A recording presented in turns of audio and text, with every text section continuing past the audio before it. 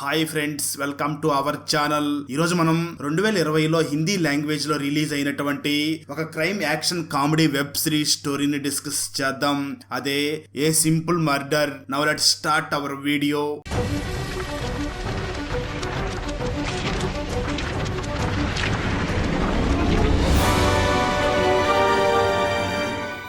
Video start చేసే ముందు చిన్న రిక్వెస్ట్ ఫ్రెండ్స్, మనం రీసెంట్ గానే మరో 2 కొత్త ఛానల్స్ ని కూడా క్రియేట్ చేసి వాటిలో కూడా ఎక్స్ప్లెనేషన్ వీడియోస్ ని అప్లోడ్ చేస్తున్నాం. ఆ ఛానల్స్ లింక్స్ ని ఈ వీడియో డిస్క్రిప్షన్ లో మరియు కామెంట్స్ లో ఇవ్వడం జరిగింది. సో వాటిని కూడా సబ్స్క్రైబ్ చేసి కొత్త వీడియోస్ ని ఎంజాయ్ చేయండి. ఇంకా వీడియోని స్టార్ట్ చేద్దాం. ఓపెన్ చేస్తే ఒక వ్యక్తి పండిత్ అనే ఒక వ్యక్తికి ఒక అమ్మాయి ఫోటో, కొంత మనీ, అలాగే ఒక గన్నిని పంపిస్తాడు. ఆ తర్వాత ఆ వ్యక్తి పండిత్ కి కాల్ చేసి ఆ అమ్మాయిని తొందరగా చంపేయి అని చెప్తాడు. మరోపక్క భార్యాభర్తలైనటువంటి మనీష్ మరియు రిచా ఇంట్లోకి ఒక పైప్ లీకేజ్ అవ్వడం వల్ల వాటర్ వచ్చేస్తాయి. దాంతో తన ప్రొడక్ట్స్ అన్ని వాటర్ లోనే ఉండడంతో వెంటనే వాటిని పక్కకు తీసేస్తాడు మనీష్. అది చూసిన రిచా వెంటనే మనీష్ ని చూసి, ఒక్క పని కూడా సరిగ్గా చేయడం రాదు, నువ్వు దేనికి పనికి రావు అంటూ తన హస్బెండ్ ని తిడుతూ ఉంటుంది. మనీష్ బిజినెస్ చెయ్యాలి అని ట్రై చేస్తూ ఉంటాడు, కానీ ఏది వర్కౌట్ అవ్వదు. దాంతో మనీష్ ఇప్పటికీ రిచా సంపాదన మీదనే ఆధారపడి బ్రతుకుతూ ఉంటాడు. ఆ తర్వాత రిచా ఆఫీస్ కి వెళ్లిపోతుంది. అప్పుడు మనీష్ ఇంటిని క్లీన్ చేయడం స్టార్ట్ చేస్తాడు. అప్పుడే ఒక ఎలుక ఇంటి నుంచి బయటికి వెళ్తుంది. ఇదంతా జరగడానికి ఆ ఎలుకే కారణం. ఆ ఎలుకే ఒక పైప్ ని కట్ చేసి ఉంటుంది. నిజానికి మనీష్ తన ప్రొడక్ట్స్ మీద ఇన్వెస్ట్ చేయడానికి ఇన్వెస్టర్స్ ని వెతుకుతూ ఉంటాడు, కానీ ఎవరో మనీష్ ప్రొడక్ట్స్ మీద ఇన్వెస్ట్ చేయడానికి ముందుకు రారు. అలాగే మనీష్ ఇంతకు ముందు బ్యాంక్ లో లోన్ తీసుకుని ఉంటాడు. ఆ లోన్ ని కట్టించుకోవడానికి బ్యాంక్ నుంచి ఒక వ్యక్తి మనీష్ ఇంటికి వస్తాడు.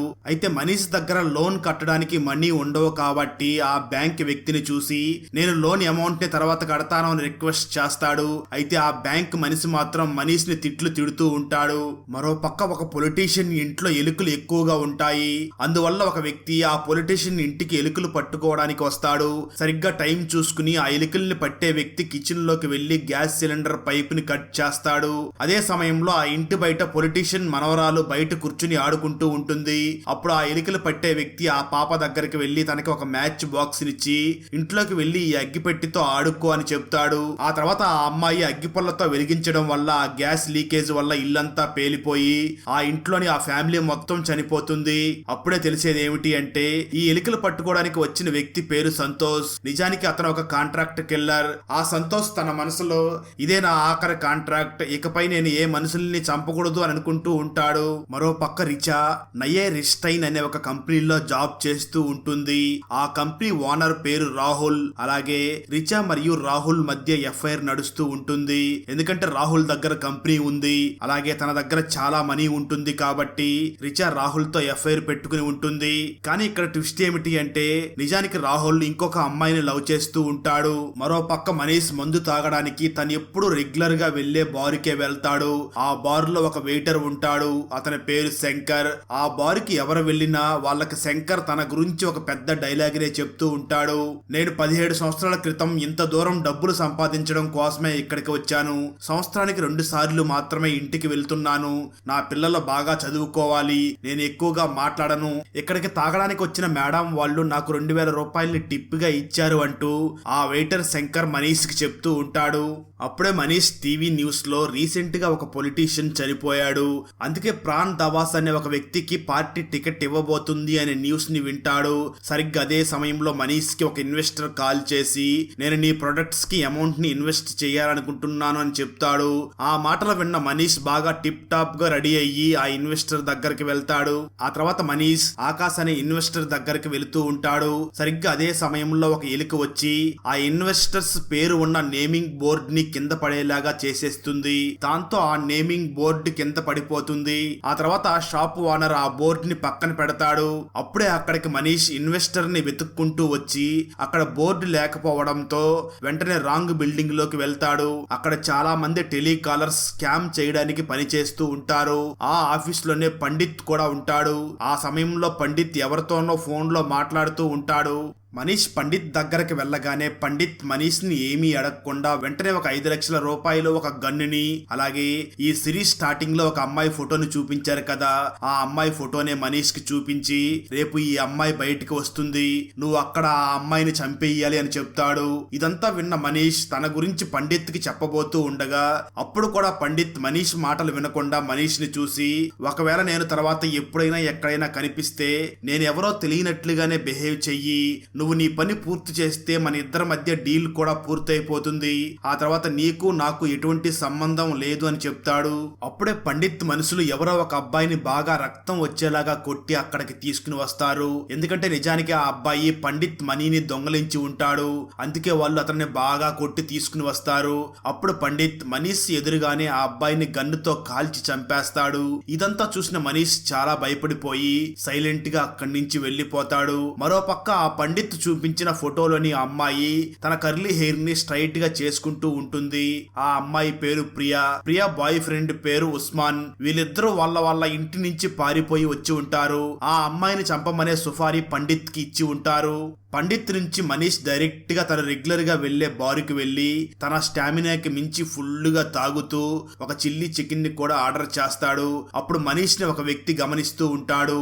ఆ వ్యక్తి పేరు హిమ్మత్. ఆ తర్వాత మనీష్ మరియు హిమ్మత్ లో ఇద్దరు ఒకే టేబుల్ మీద కూర్చుని మందు తాగుతూ ఉంటారు. అలా మందు తాగుతూ మాట్లాడుకుంటూ ఉన్న సమయంలో మనీష్ హిమ్మత్ ని చూసి, ఒకవేళ మీరు ఎవరినైనా చంపాల్సి వస్తే మీరు ఎలా చంపుతారు అని అడుగుతాడు. దానికి హిమ్మత్ మనీష్ ని చూసి, చంపే టైంలో ఎవరిని చంపాల్సి వస్తుందో ఆ వ్యక్తి కళ్ళల్లోకి అస్సలు చూడకూడదు, ఒకవేళ చూస్తే జీవితాంతం ఆ కళ్ళు నిన్నే ఫాలో అవుతూ ఉంటాయి, అది సరే నువ్వు ఎవరిని చంపాలి అని అంటాడు. ఆ మాటలు విన్న మనీష్ మాత్రం హిమ్మత్ కి ఎటువంటి సమాధానం చెప్పకుండా మాటల్ని దాటివేసి తప్పించుకుంటాడు. మరోపక్క వర్షం పడుతూ ఉండగా ఒక ప్లేస్ లో ఒక కారు కదులుతూ ఉంటుంది. ఆ కారులో రాహుల్ మరియు రిచా ఇద్దరు ఇంటిమేట్ అవుతూ ఉంటారు. అప్పుడు రిచా రాహుల్ ని చూసి, ఇలా ఎన్ని రోజులు మనం ఎవరికీ కనిపించకుండా ఇలా కారులో కలుస్తూ ఉండాలి, నేను మనీష్ నుంచి అలాగే పెళ్లి అనే బంధం నుంచి దూరంగా వెళ్లిపోవాలి అని చెప్తుంది. ఆ మాటలు విన్న రాహుల్ మాత్రం రిచాని చూసి, ఇంకా కొన్ని రోజులు ఓపిక పట్టు, నాకు చాలా మనీ రాబోతున్నాయి, ఆ తర్వాత మనం ఒక మంచి ఇంటిని కొనుక్కుందాం అని చెప్తాడు. ఆ తర్వాత మనీష్ ఇంటికి వచ్చి హిమ్మత్ లాగా సూటు బూటు స్పెట్స్ పెట్టుకుని తన గెటప్ ని చేంజ్ చేసుకుని గన్ను గురిపెట్టి ఎలా చంపాలో ప్రాక్టీస్ చేస్తూ ఉంటాడు. సరిగ్గా అదే సమయంలో రాహుల్ రిచాని తీసుకుని రిచాని తన ఇంటి దగ్గర డ్రాప్ చేయడానికి వస్తాడు. ఇదంతా పైనుంచి మనీష్ చూసి వెంటనే లోపలికి వచ్చి ఆ మనీ మొత్తాన్ని అలాగే ఆ గన్నుని ఒక చిన్న అలమరాలో దాచి పెడతాడు. ఆ తర్వాత మనీష్ బాత్రూమ్ లోకి వెళ్తాడు. అప్పుడే రిచా ఇంట్లోకి వచ్చి టేబుల్ మీద ఉన్న ప్రియా ఫోటోని చూస్తుంది. అంటే మనీష్ ఆ అమ్మాయి ఫోటోని దాచిపెట్టడం మర్చిపోయి ఉంటాడు. ఆ తర్వాత మనీష్ బాత్రూమ్ నుంచి బయటికి రాగానే వెంటనే రిచా మనీష్ ని చూసి ఆ ఫోటో గురించి అడుగుతుంది. దానికి మనీష్ రిచాని చూసి, ఈమె నా ఇన్వెస్టర్, ఈమె నా బిజినెస్ కి కావాల్సిన మనీ ఇచ్చింది అని చెప్తాడు. కానీ రిచా మాత్రం మనీష్ తనని చీటింగ్ చేస్తున్నాడేమో అనుకుంటుంది. అలా ఆ ఇద్దరి మధ్య గొడవ జరుగుతుంది. ఆ గొడవ మధ్యలోనే రిచా ఆ అమ్మాయి ఫోటోని చింపేసి టాయిలెట్ లో పడేస్తుంది. అయితే పాపం మనీష్ మాత్రం ఏదో ఒకలాగా ఆ టాయిలెట్ల నుంచి ఆ అమ్మాయి ఫోటోలోని ఒక చిన్న ముక్కని బయటికి తీస్తాడు. ఆ చిన్న ఫోటో ముక్కలో ఆ అమ్మాయి హెయిర్ మాత్రమే కనబడుతూ ఉంటుంది. తర్వాత గొడవ కారణంగా రిచా ఇంట్లో నుంచి బయటికి వస్తుంది. మనీష్ కూడా తన వెనకాలే మాట్లాడుతూ బయటికి వస్తాడు. అప్పుడు వాళ్ళ ఇంటి మెయిన్ డోర్ ఆటోమేటిక్ గా క్లోజ్ అవుతుంది. అయితే నిజానికి రిచా గ్యాస్ మీద ఏదో వంట చేస్తూ గ్యాస్ ని ఆన్ లో పెట్టి ఉంటుంది. కానీ అక్కడికి ఒక ఎలుక వస్తుంది. ఆ తర్వాత ఎలుక కారణంగా ఇల్లంతా గ్యాస్ లీక్ అయ్యి ఇల్లంతా మంటలు అంటుకుంటాయి. దాంతో లోపల నుంచి చాలా పొగ వస్తూ ఉంటుంది. అది గమనించిన మనీష్ మరియు రిచాల్ ఇద్దరు వాళ్ళ ఇంటి దగ్గరికి చేరుకుంటారు. కానీ ఆ ఇంటి మెయిన్ డోర్ కి ఇంటి లోపలే ఉంటుంది. అలా ఇంట్లో మంటలు వస్తూ ఉన్నా కూడా మనీష్ తెచ్చిన మనీ మరియు గన్ సేఫ్ ప్లేస్ లో ఉండడంతో అవి సేఫ్ గానే ఉంటాయి. స్టోరీ ఒక రోజు గతానికి వెళ్తుంది. ప్రియా ఉస్మాన్ ఇద్దరు ముందుగా పండిత్ దగ్గరికి వెళ్లి మా ప్రేమకి హెల్ప్ చేయమని అడుగుతారు. అప్పుడు పండిత్ ప్రియాని చూసి, నువ్వు టెన్షన్ పడకు, నేను మీ నాన్నతో మాట్లాడతాను అని చెప్పి వాళ్ళిద్దరికి ఒక ఇంటి అడ్రస్ ఇచ్చి కొన్ని రోజులు అక్కడే ఉండమని పంపిస్తాడు. కానీ వాళ్ళు వెళ్లిపోయిన తర్వాత పండిత్ వెంటనే ప్రియా వాళ్ళ నాన్నకి కాల్ చేసి నీ కూతురు ఆ ఇంట్లో ఉంది అని ఆ ఇంటి అడ్రస్ చెప్తాడు. అలాగే రేపు నీ పని అయిపోతుంది అని చెప్తాడు. కేవలం పండిత్ ని నమ్మి ప్రియా మరియు ఉస్మాన్ ఇద్దరు పండిత్ చెప్పిన ఇంట్లో ఉంటారు. స్టోరీ ప్రెజెంట్ కి వస్తుంది. రిచా మరియు మనీష్ ల ఇల్లు కాలిపోతూ ఉండడంతో కొంత సమయానికి అక్కడికి ఫైర్ ఇంజిన్ వాళ్ళు వచ్చి ఆ మంటల్ని ఆర్పేస్తారు. మనీష్ ఇల్లు దాదాపు సగం కాలిపోయి ఉంటుంది. ఆ తర్వాత మనీష్ వెంటనే ఇంట్లోకి వెళ్లి తన మనీకి ఏమీ కాలేదు కదా అని చెక్ చేసుకుంటాడు. అవి బాగానే ఉంటాయి. అయితే రిచా మాత్రం ఇంట్లో నుంచి వెళ్లిపోవాలి అని డిసైడ్ అయ్యి వెళ్లిపోతుంది. మరోపక్క పండిత్ హిమ్మత్ ని ఒక అమ్మాయిని చంపడానికి పిలిపించి ఉంటాడు. నిజానికి పండిత్ హిమ్మత్ ని ఒక రోజు ముందే రమ్మని చెప్పి ఉంటాడు. అయితే హిమ్మత్ మాత్రం చాలా తాపీగా ఆ తర్వాత రోజు పండిత్ దగ్గరికి వస్తాడు. అప్పుడు పండిత్ హిమ్మత్ ను చూసి నిన్న నేను నీ మనిషికి అన్ని డీటెయిల్స్ ఇచ్చాను అని చెప్తాడు. ఆ మాటలు విన్న హిమ్మత్ నా మనుషులు ఎవరూ లేరు అంటే నా కింద పనిచేసే వాళ్ళు ఎవరూ లేరు అని అంటాడు. ఆ తర్వాత పండిత్ తన ఆఫీస్ లోని సీసీటీవీ ఫుటేజ్ ని ఓపెన్ చేసి హిమ్మత్ కి మనీష్ ఫోటోని చూపిస్తాడు. నిన్న ఈ వ్యక్తే నా ఆఫీస్ కి వచ్చి మనీని మరియు ఫోటోని అలాగే గన్ను తీసుకుని వెళ్ళాడు అని చెప్తాడు. అప్పుడు హిమ్మత్ సీసీటీవీ ఫుటేజ్ లో ఉన్న మనీష్ ని చూసి గుర్తుపట్టి వెంటనే పండిత్ ని చూసి నిన్న మేమిద్దరం బార్ లో కూర్చుని మందు తాగాం, నువ్వు ఈ విషయం గురించి టెన్షన్ పడకు, నేను చూసుకుంటాను అని చెప్తాడు. మరో పక్క రిచా మళ్ళీ ఇంటికి తిరిగి వస్తుంది. అప్పుడే మనీష్ కి లోన్ ఇచ్చిన ఆ బ్యాంక్ వ్యక్తి వస్తాడు. మనీష్ వెంటనే ఒక నోట్ల కట్న తెచ్చి ఆ బ్యాంక్ వ్యక్తి చేతిలో పెడతాడు. రిచా మనీష్ ఇస్తున్న డబ్బుల్ని చూసి చాలా షాక్ అవుతుంది. మనీష్ రిచాని చూసి ఈ మనీ నాకు కొత్త ఇన్వెస్టర్ ఇచ్చింది, నువ్వు నన్ను వదిలేసి ఎక్కడికి వెళ్ళకు అని రిచాని రిక్వెస్ట్ చేస్తాడు. మరో పక్క సంతోష్ తన బ్యాగ్ ని తీసుకుని తన గర్ల్ ఫ్రెండ్ ఇంటికి వెళ్తాడు. సంతోష్ గర్ల్ ఫ్రెండ్ పేరు మధు. సంతోష్ చివర కిల్లింగ్ అయిపోయింది కదా, ఇప్పుడు నిజానికి సంతోష్ రిటైర్డ్ అయి ఉంటాడు. ఆ తర్వాత సంతోష్ మధుకి తన బ్యాగ్ లో ఉన్న 5 కోట్లని ఇచ్చి నువ్వు ఈ మనీని ఎక్కడైనా దాచిపెట్టు, మనం ఈ మనీతో రాబోయే రోజుల్లో బాగా ఎంజాయ్ చేద్దామని చెప్తాడు. నిజానికి సంతోష్ కి గజిల్ పాడే అలవాటు ఉంటుంది. అందువల్ల సంతోష్ మధుకి ఒక గజిల్ ని పాడి వినిపిస్తాడు.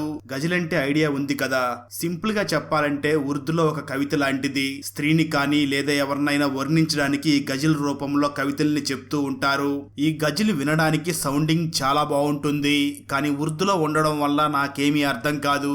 సేమ్ ఇలాగే ఇక్కడ కూడా సంతోష్ మధు మీద ఒక గజిల్ ని పాడి వినిపిస్తాడు. మధుకి అసలు ఏమీ అర్థం కాదు. ఆ తర్వాత సంతోష్ అక్కడి నుంచి వెళ్లిపోతాడు.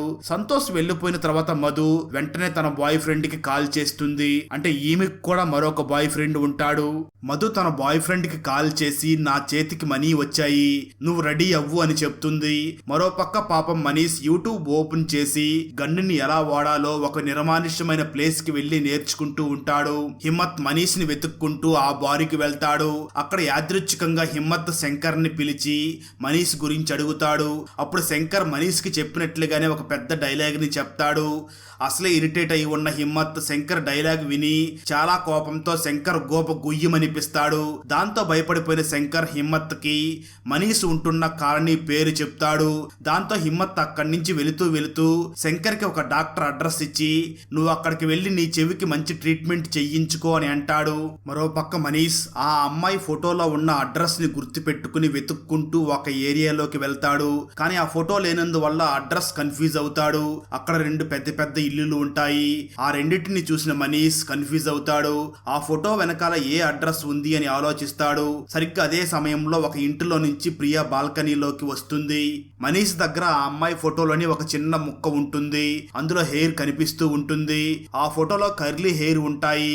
అది చూసిన మనీష్ బాల్కనీలో ఉన్న ప్రియాని చూస్తాడు. కానీ ప్రియా హెయిర్ స్ట్రైట్ గా ఉంటుంది. అందువల్ల మనీష్ తను చంపడానికి వచ్చిన అమ్మాయి ప్రియా కాదని అర్థం చేసుకుంటాడు. అదే సమయంలో ఆపోజిట్ ఇంటి నుంచి మధు మరియు రాహుల్ ఇద్దరు బయటికి వస్తారు. మధు బాయ్ ఫ్రెండ్ ఎవరో కాదు, రాహుల్. ఇంకొక ట్విస్ట్ ఏమిటి అంటే మధు హెయిర్ కర్లీగా ఉంటుంది. నిజానికి రాహుల్ మధు దగ్గర మనీని తీసుకుని దూరంగా వెళ్లిపోవాలి అనుకుంటూ ఉంటాడు. ఆ ప్రాసెస్ లో రాహుల్ తన పాస్పోర్ట్ తీసుకురావడానికి తన ఆఫీస్ కి వెళ్తాడు. అదే సమయంలో మధును చూసి ఆ ఫోటోలో ఉన్న అమ్మాయి మధునే అని మనీష్ అపార్థం చేసుకుంటాడు. వెంటనే మనీష్ మధును చంపడానికి మధు ఇంట్లోకి వెళ్తాడు. అలా ఇద్దరి మధ్య పెనుగులాట జరుగుతూ ఉంటుంది.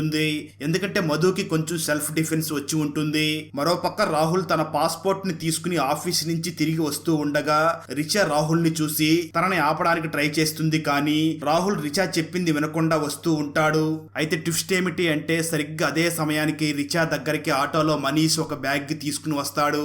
ఆ తర్వాత మనీష్ రిచాని ఆటోలో ఎక్కించుకుని జరిగిందంతా చెప్తాడు. నేను ఒక అమ్మాయిని చంపేశాను, తన దగ్గర చాలా మనీ ఉంది, ఆ మనీని నేను తీసుకువచ్చాను అని చెప్తాడు.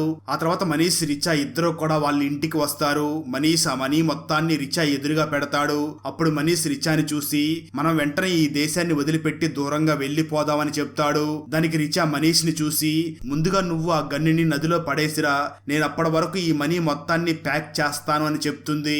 అది విని మనీష్ ఆ గన్నిని పారేయడానికి వెళ్తాడు. మరో పక్క రాహుల్ మధు ఇంటికి వెళ్ళగా మధు శవాన్ని చూసి రాహుల్ షాక్ అవుతాడు. ఆ తర్వాత రాహుల్ వెంటనే అక్కడి నుంచి వెళ్లిపోతాడు. మరో పక్క మనీష్ గన్నిని పారేస్తూ ఉండగా అప్పుడు హిమ్మత్ అక్కడికి వస్తాడు. దాంతో మనీష్ హిమ్మత్ ను చూసి పరిగెడతాడు. ఆ విధంగా వాళ్ళిద్దరి మధ్య కొద్దిసేపు టామ్ అండ్ జెర్రీ గేమ్ జరుగుతుంది. కొంచెం దూరం పరిగెత్తాక హిమ్మత్ మరియు మనీష్ ఇద్దరు అలసిపోయి ఒక ప్లేస్ లో కూర్చొని టీ తాగుతూ ఉంటారు.